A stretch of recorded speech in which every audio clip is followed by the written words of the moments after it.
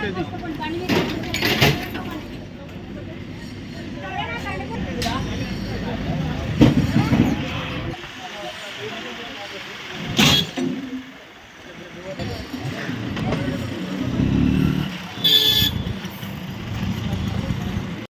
వీళ్ళు కూలగొట్టడం అంటే పద్ధతి కాదు. కమిషనర్కి చెప్పడం అయితే కమిషనర్ వచ్చి చెప్పి వెళ్ళాడు. మేము 1 day 2 days టైం అడిగాం, టైం కూడా ఇవ్వలేదు. టైం కూడా ఇవ్వకుండా వచ్చి ఇట్లా మొత్తం కూలగొట్టేశారు. అందున్న సామాన్కి మనంతా మేము లాసే, రోడ్డు మీద పడ్డాం. ఇప్పుడు మాకు ఏందని తెలియదు. కానీ మేము అనుకుంటున్న విషయం ఏంటంటే పల్లవి స్కూల్ అయినా మాత్రం కంప్లైంట్ ఇచ్చాడని చెప్పి క్లియర్ కట్ ఉంది. పల్లవి స్కూల్ ఎందుకు కంప్లైంట్ ఇచ్చాడో నాకు తెలియడం లేదు. ప్లస్ ఆయనది కూడా ఎందుకు కూలగొట్టడం నాకు అర్థం అవడం లేదు.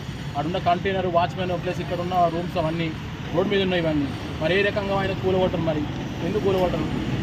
దాన్ని కూడా మీరు క్వశ్చన్ కావాలన్నమాట. ఈ కమిషనర్ ఏ రోజు మీకు చెప్పిండు? ఏ రోజు? నేను నైట్ 7:30కి చెప్పాడన్న. అంతే. మేము 2 days టైం అడిగాము, టైం కూడా ఇవ్వలేదు మాకు. టైం కూడా ఇవ్వకుండా దౌర్జన్యం వచ్చి కూలగొట్టడం ఏ రక ప్రకారం మీరు చేస్తారో అని చెప్పారు. మీరు ఏదానికైనా కానీ టైం ఇస్తారు కదన్నా.